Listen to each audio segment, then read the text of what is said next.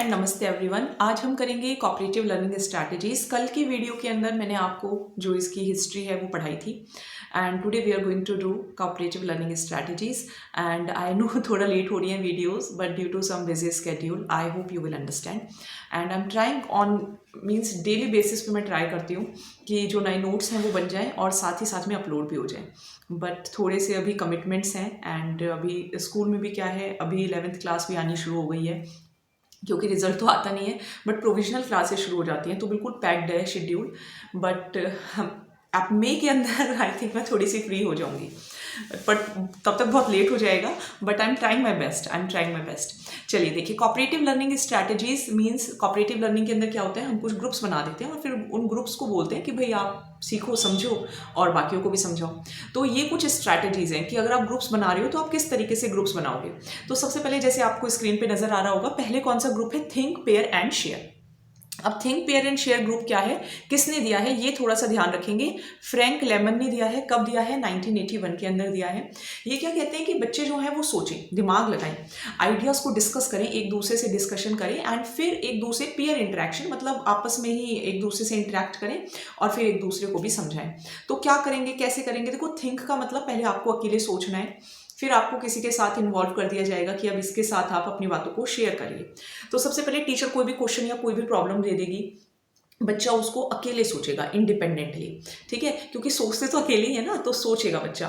फिर उससे क्या होगा, उसका कॉग्निटिव प्रोसेसिंग होगा, यानी कि जो उसके दिमाग के जो सोचने की क्षमता है वो बढ़ेगी और ये भी उसको समझ में आएगा कि अच्छा मैं क्या सोच रहा था बट एक्चुअली मुझे क्या सोचना चाहिए। सो कॉग्निटिव प्रोसेसिंग होगी। फिर उसके पेयर्स बना दिए जाएंगे कि बेटा आपको इसके साथ डिस्कस करना है तो we will make some pairs, teachers we will make some pairs. तो स्टूडेंट्स जो होंगे वो आइडियाज पेयर्स में डिस्कस करेंगे। जब डिस्कस करेंगे तो कुछ ना कुछ डाउट्स भी होंगे, तो उनके जो भी रिस्पॉन्सेज हैं वो क्या हो जाएंगे, रिफाइन हो जाएंगे, यानी कि जो भी सोच रहे हैं वो उसमें थोड़ी क्लैरिटी आएगी।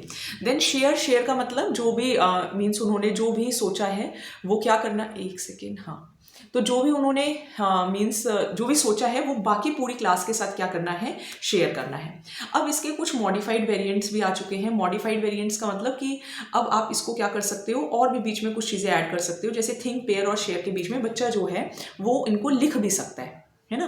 थिंक पेयर एंड शेयर के साथ बच्चा जो है वो चीज़ों को लिख भी सकता है, रिवाइज कर सकता है। स्क्वायर यानी कि दो पेयर्स आपस में डिस्कस कर सकते हैं। मान लो ये एक पेयर है, ये एक पेयर है, तो ये आपस में डिस्कस कर रहे हैं तो एक स्क्वायर बन जाएगा। सो इस काइंड का डिस्कशन भी हो सकता है थिंक पेयर एंड शेयर के अंदर। ये मॉडिफाइड वेरिएंट्स हैं, बीच में राइट है, रिवाइज है और स्क्वायर है। तो किसने दिया है, फ्रैंक लेमन ने दिया है। कब, 1981 के अंदर दिया है। आई होप समझ में आ गया होगा। नहीं समझ में आया आप कमेंट सेक्शन के अंदर लिखिएगा, I will be very happy to help you. Then देखिए जिक्सॉ टेक्निक, एक तो किसने दी है, ये बहुत इंपॉर्टेंट है। किसने दी है, एलियट एरोनसन ने दी है। कब दी है, 1971 के अंदर दी है। उसने कब दी थी, 1981 के अंदर दी थी। किसने, फ्रैंक लेमन ने। कौन सी, थिंक पेयर एंड शेयर। ये उससे 10 साल पहले 1971 में एलियट एरोनसन ने दे दी थी jigsaw technique. Now jigsaw technique के अंदर क्या है, कुछ टॉपिक्स होंगे, उन टॉपिक्स को सब टॉपिक्स में डिवाइड कर दिया जाएगा और फिर एक्सपर्ट ग्रुप्स बनाए जाएंगे और वो जो एक्सपर्ट ग्रुप्स हैं वो जाएंगे होम ग्रुप्स के अंदर, मीन्स आपकी क्लासेस के अंदर, और फिर वहां पे जाकर पढ़ाएंगे। सो एक्सपर्ट्स जो होंगे वो पूरी क्लास को पढ़ाएंगे। सो यहाँ पे जिक्सॉ टेक्निक के अंदर क्या है, बेसिकली एक्सपर्ट्स विल टीच। एक और एक्सपर्ट का आएगा बट यहाँ पर एक्सपर्ट पूरे ग्रुप्स हैं, यानी कि जैसे कि आपने एक टॉपिक को क्या किया, एक सेकेंड पहले मैं इसको जरा हटा दूं।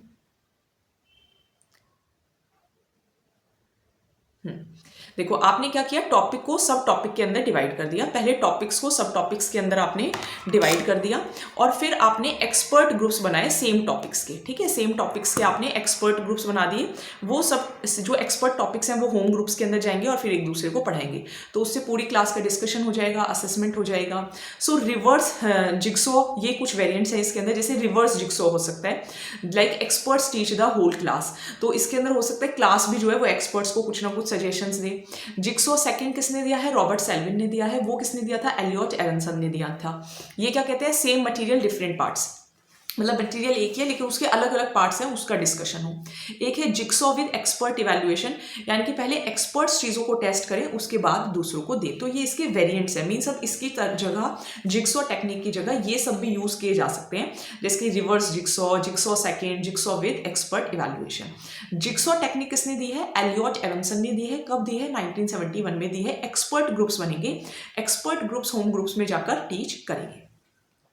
देन देखिए round robin. Round robin Spencer Kagan 1980 के अंदर, यानी कि फ्रैंक लेमन से एक साल पहले फ्रैंक लेमन ने कौन सी दी थी? Think pair and share. Jigsaw किसने दी है? एलियट एवंसन ने। कब? 1971 में।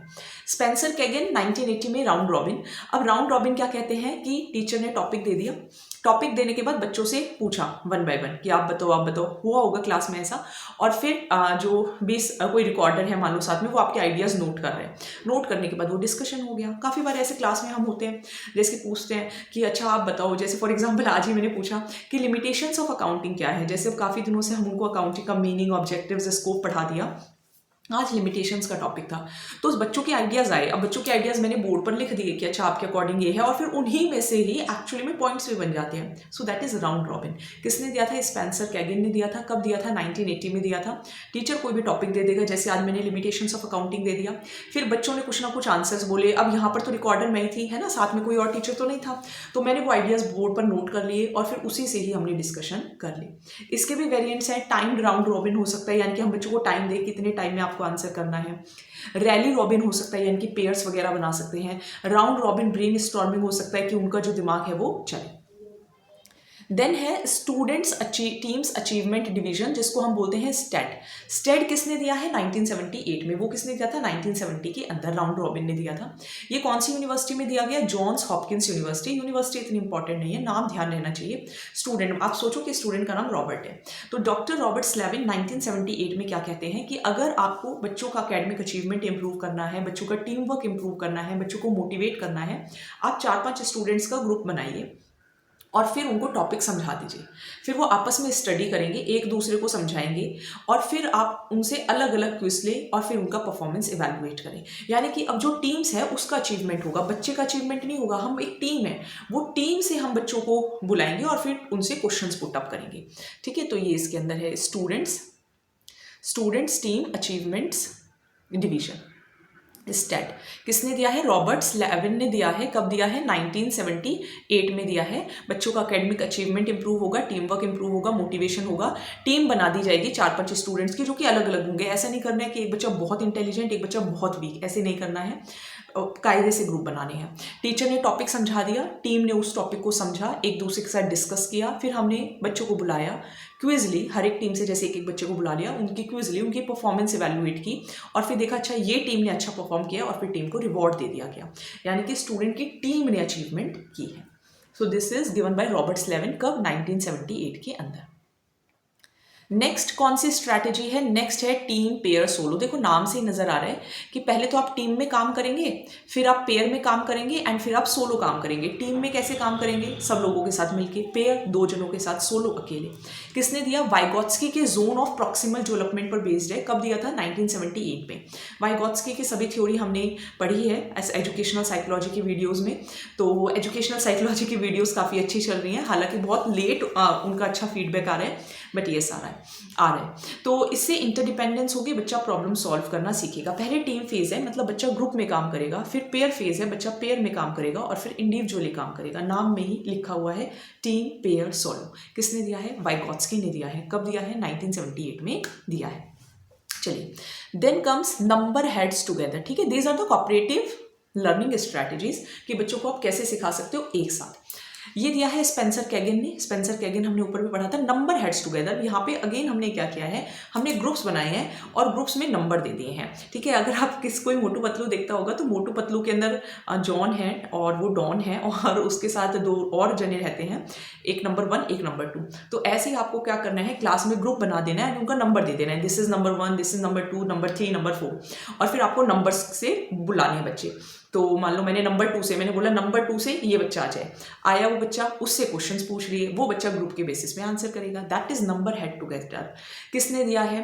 स्पेंसर कैगिन ने दिया है। कब दिया है? 1989 में दिया है। ग्रुप्स बना दिए जाएंगे, उनको नंबर्स दे दिए जाएंगे, टीचर क्वेश्चन पूछेगा, बच्चे ग्रुप आपस में डिस्कस करेगा, फिर किसी भी नंबर को बुला लिया जाएगा और फिर वो बच्चा पूरे ग्रुप के बेसिस पे आंसर करेगा। चलिए, then comes 3 step interview. 3 steps interview again is very easy. मान लीजिए आप हैं, आपका कोई साथी है, ठीक है, आप उससे क्वेश्चन पूछिए, वो आपसे क्वेश्चन पूछेगा, फिर बाकी सबसे डिस्कस कर लीजिए। सो दैट इज 3 स्टेप इंटरव्यू।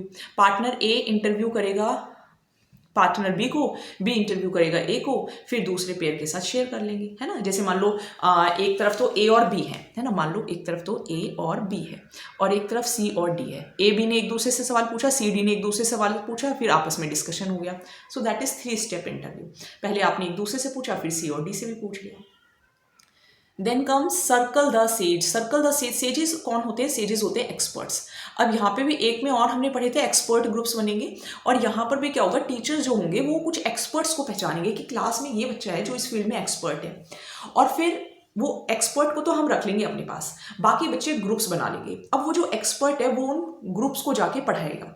मान लो ग्रुप में से एक एक बच्चे को बुला लिया, उसको पढ़ा लिया। दोबारा से समझाती हूँ, मैं टीचर हूँ, मैंने क्लास में जाके 3 बच्चों, मुझे लगा कि ये एक्सपर्ट है अपने टॉपिक के अंदर, उनको मैंने बुला लिया।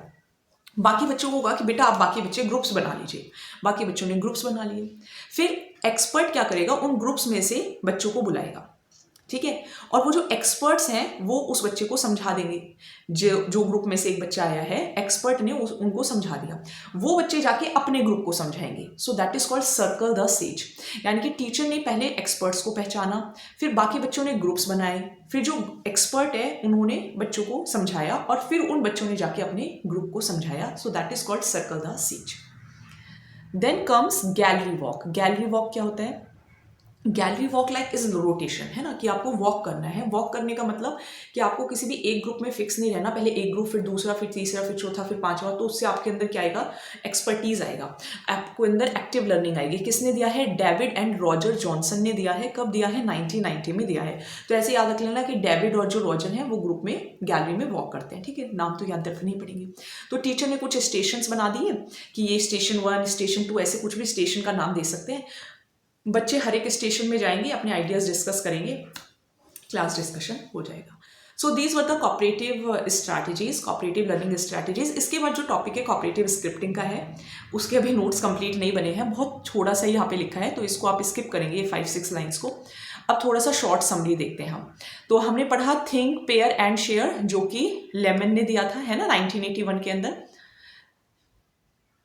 ठीक है, कि आपको सोचना है, फिर अपने पेयर के साथ शेयर करना है। जिगसॉ, एक दूसरे को पढ़ाना है। राउंड रॉबिन, टर्न वाइज आपके बोलने का मौका आएगा। स्टूडेंट अचीवमेंट टीम, आपकी टीम बनाई जाएगी, आपकी टीम के बेसिस पे आपको रिवॉर्ड दिया जाएगा। टीम, पेयर, सोलो, पहले आप टीम में काम करेंगे, फिर आप पेयर के साथ काम करेंगे, फिर आप अकेले काम करेंगे। रैंडम आंसर सिस्टम, किसी से भी क्वेश्चन पूछा जा सकता है। इंटरव्यू मेथड, पहले आप एक दूसरे का इंटरव्यू लेंगे, फिर दूसरी ग्रुप आपसे इंटरव्यू लेगा। सर्कल द सेज, एक्सपर्ट्स आपको बताएंगे, आप अपने ग्रुप्स को जाकर बताएंगे। गैलरी वॉक, आपके अलग अलग स्टेशन होंगे जहां आप रोटेट करेंगे। कॉपरेटिव स्क्रिप्टिंग हम कल पढ़ेंगे। पूरी मेरी कोशिश है कि मैं आपको जल्द से जल्द आपका सिलेबस करा सकूं। इसके बाद आई थिंक 2 या 3 चैप्टर और बच जाएंगे। कोशिश पूरी है, बट ट्राई टू अंडरस्टैंड कि I am also very busy, but still I am trying my best, क्योंकि बिजी होने का मतलब ये नहीं है कि आपका सिलेबस डिले हो जाए। चलिए, थैंक यू सो मच।